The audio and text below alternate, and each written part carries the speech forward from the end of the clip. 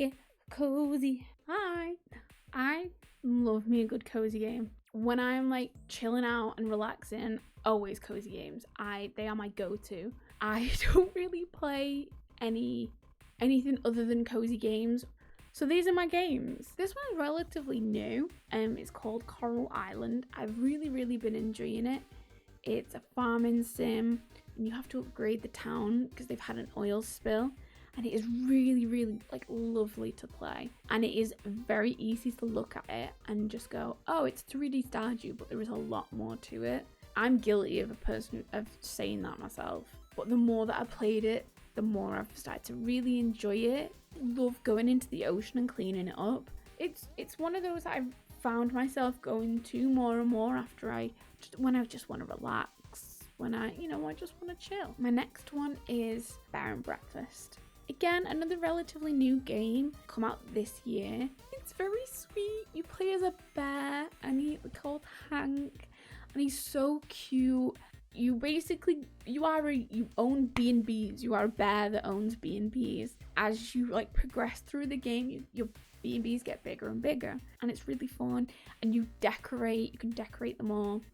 Your currency is trash. It is also gold as well, but trash is what you buy the decorations for your B&Bs for. Most of the guests will have a level of like decoration, comfort, toilets, things like that.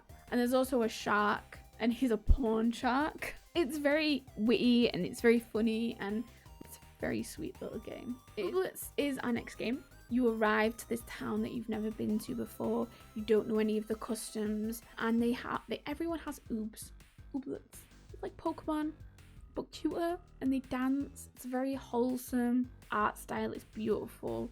The music is so lovely. It's recently come out of early access. Everything has the cutest names. It's adorable. It's a very wholesome experience all around.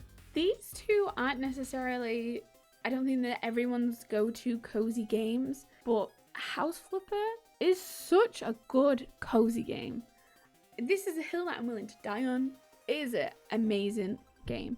But I love making the houses, and the workshop that they got on Steam is so much fun.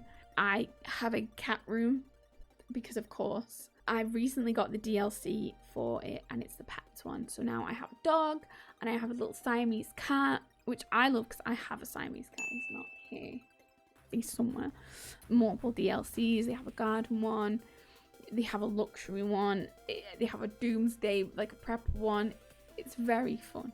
And it is one that you can kind of like just relax, paint some walls, put some flooring down, and make a house really nice. And you can take as much or as little time as you want. Power Wash Simulator. Not everyone's go-to cozy game, but it is so much fun. It's so relaxing. Power washing is so relaxing. You start with like smaller things. You have cars and bikes and stuff to do. So yeah, the one that I'm up to at the minute is a fountain.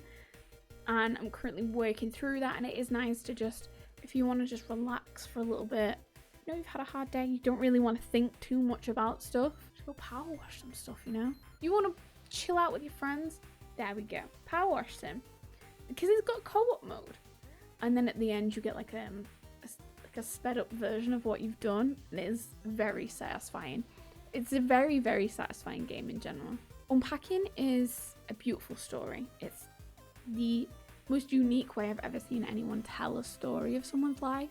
It's chronicling this person's life as they're a kid, they go to college, they find love, they find, they have breakups, they find friends. Just such a beautiful way of storytelling that I've never really seen done before, and it's so like satisfying because you can put things away. One of the things I really love about it is that you can just kind of put this room the way that you would do it, and they kind of aim it as like a meditative game. You don't get timed, you don't get scores at the end of it, and I think that's a really nice way to have gameplay. It's very unique if you just want to sit down and relax. You've had a hard day.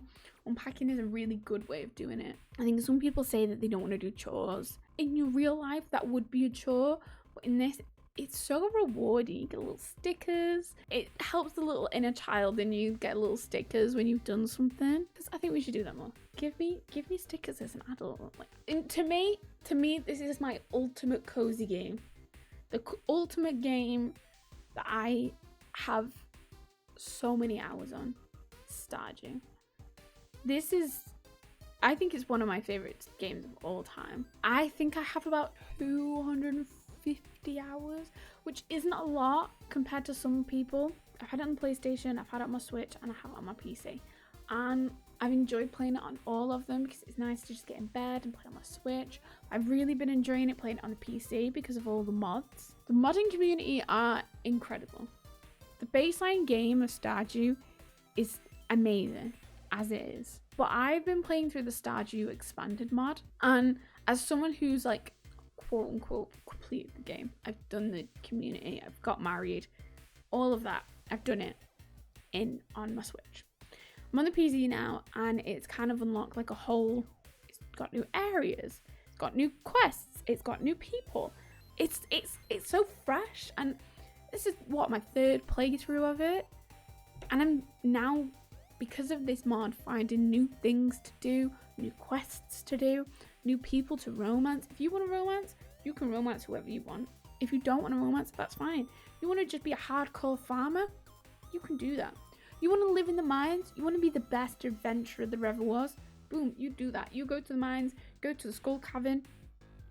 The world is literally your oyster. No one is expecting to do anything in that game, but you can do so much if you want to. If you want to do all of those things or just one of those things, you can do that. You want to be the best fisherman there was? Go speak to Willy. He'll help you in any way. In other games, you kind of get a penalty for not doing something.